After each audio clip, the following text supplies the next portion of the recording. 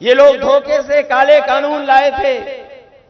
हमारे किसान जानते होंगे, पूरे प्रदेश और देश के किसान दिल्ली जाकर के इस सरकार के खिलाफ खड़े हो गए। इन्होंने कीलें लगवाई, दीवारें खड़ी की, पुलिस लगा दी, ट्रैक्टर को डीजल नहीं भरने दिया, लेकिन हमारे किसानों ने परवाह नहीं की और वो दिल्ली जाकर के खड़े रहे। हजारों शहीद हो गए, लेकिन तभी लौटे जब किसानों के तीनों काले कानून वापस ले लिए सरकार ने। जो लोग सत्ता से बाहर जाने वाले हैं, उनके भाषणों में चुनाव के परिणाम का रुझान दिखाई देने लगा है।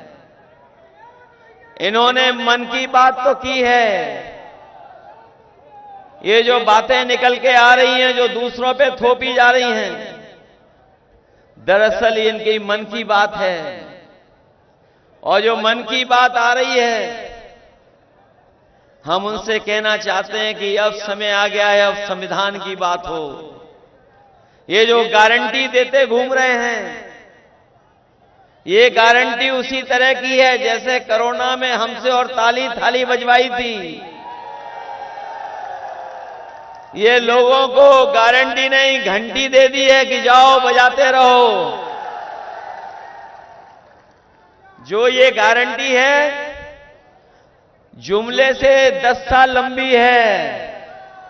10 साल पहले जुमला था और अब गारंटी आई है। इसलिए मैं आपसे अपील करने आया हूं, जब हम और आप लोग मतदान करें तो हम लोग सावधान भी रहें। जो पश्चिम से हवा चली है, जो पश्चिम के लोगों ने मतदान किया है, उस मतदान ने ऐलान कर दिया है कि भारतीय जनता पार्टी का इस बार सफाया होने जा रहा है। मैं अलीगढ़ वालों से कहूंगा कि एक ऐसा ताला बनाओ, हम सब लोग मिलकर के भाजपा के गलत मंसूबे हमेशा हमेशा के लिए ताला लगा दें। ये जो मंसूबे हैं उनके नफरत फैलाने के, ऐसा ताला लगा देना कि हमेशा हमेशा के लिए नफरत बंद हो जाए। आज मैं आपसे पूछना चाहता हूं, यही सरकार है जिसने कहा था हम किसानों की आय दोगुनी कर देंगे। अभी आप लोग गेहूं काट करके गेहूं बाजार ले गए होंगे। क्या सरकार ने आपकी लागत और हमारे किसानों को जो लाभ मिलना चाहिए था, क्या लाभ मिल गया किसानों को? लागत के हिसाब से क्या हमारे किसानों की आय दोगुनी हो गई? और ये जो दिल्ली वाले और लखनऊ वाले लंबे लंबे भाषण दे रहे हैं, मैं अपने किसान भाइयों से कहना चाहता हूं, ये सरकार वो है जिस सरकार में पिछले 10 साल में जो सरकारी आंकड़ा बताता है, एनसीआरबी का आंकड़ा बताता है, गरीबी के कारण और हमारे किसान अपनी परेशानी के कारण 1 लाख किसान ने आत्महत्या कर ली। क्या जवाब है सरकार के पास? कोई जवाब है सरकार के पास? पुलिस भर्ती को लेकर के जब हमारे नौजवान तैयारी कर करके गए, उन्हें लगा कि उनका भविष्य बन जाएगा, उन्हें नौकरी मिल जाएगी सरकारी। सरकार ने भरोसा दिलाया कि हमने पूरा इंतजाम किया है सुरक्षा का, कोई पेपर लीक नहीं होगा। लेकिन जब नौजवान परीक्षा दे करके घर लौटे, उन्हें पता लगा कि पेपर लीक हो गया है। कुछ लोगों को पेपर पहले ही मिल गया था। सरकार घबरा गई। अगर लाखों नौजवानों को 100 में से 100 नंबर मिल गए, पूरे के पूरे नंबर मिल गए, तो कैसे नौजवानों को नौकरी देंगे? इस घबराहट के कारण वो नौजवान चाहता था कि परीक्षा कैंसिल हो। इनका पेपर लीक हुआ, परीक्षा कैंसिल हो गई। सोचिए नौजवान साथियों, आपका 1/3 जीवन इस सरकार ने बर्बाद किया है। बताओ, 1/3 जीवन इस सरकार में बर्बाद हो गया आपका कि नहीं बर्बाद हो गया? आपका जीवन से खिलवाड़ करने का काम अगर कोई कर रहा तो ये सरकार कर रही है। इनकी नीयत नहीं है नौकरी देने की, और अगर नीयत नौकरी की होती तो बताओ अग्निवीर जैसी व्यवस्था लागू करती है सरकार। मैं अपने नौजवानों को कह के जा रहा हूं, समाजवादी पार्टी और इंडिया गठबंधन ने तय कर लिया है, हमारे नौजवानों ने जो खोया है, केवल खोई नहीं है नौकरी, मैंने पहले भी कहा 1/3 जीवन बर्बाद किया है। मैं अपने नौजवानों से कहना चाहता हूं, जो फौज की भर्ती में जाना चाहते थे और सम्मान की नौकरी करना चाहते थे, इंडिया गठबंधन और समाजवादियों की सरकार बनेगी, पहले जैसी नौकरी, पक्की नौकरी देने का काम भी समाजवादी और इंडिया गठबंधन करने का काम करेगा। बच्चों को, उनके भविष्य को बनाने के लिए, पढ़ाई लिखाई में आगे बढ़ने के लिए, दुनिया से जुड़ने के लिए अगर सबसे बड़ा काम अगर किसी ने किया था तो समाजवादियों ने लैपटॉप बांट करके दिखाया था। उसकी भी नकल की, इस सरकार ने नकल कर ली उसकी भी। हम लोगों ने इतना बड़ा लैपटॉप दिया, हमारे मुख्यमंत्री ने इतना छोटा दे दिया कुछ, और उंगली घिसते रहिए, चलेगा कि नहीं चलेगा इसका कोई भरोसा नहीं है। आपको याद होगा, यहां पर बिजली का कारखाना सबसे बड़ा किसी ने लगाया तो समाजवादियों ने लगाया।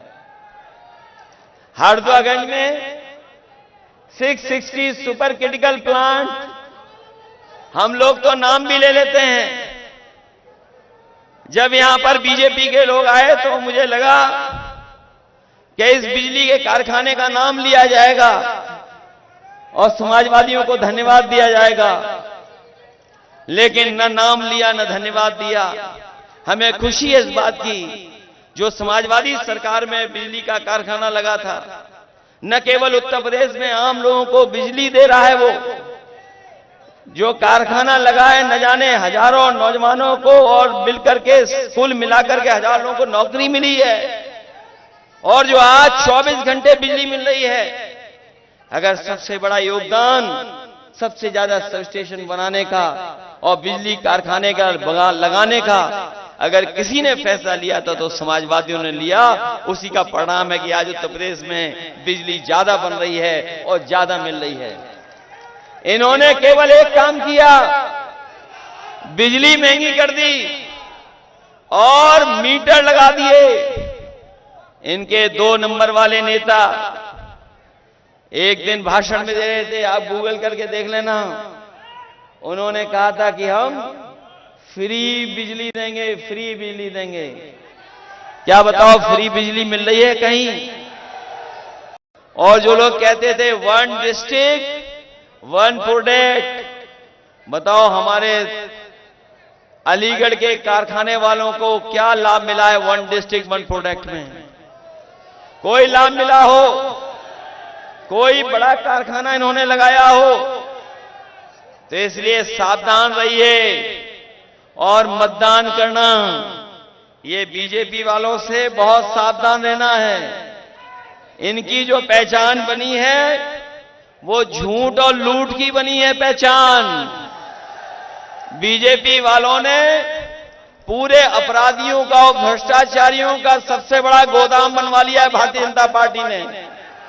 जितने भी भ्रष्टाचारी हैं, अपराधी हैं, सब इनकी गोदाम में पहुंच गए हैं, भारतीय जनता पार्टी की गोदाम में। इनका इलेक्टोरल बॉन्ड ने बैंड बजा दिया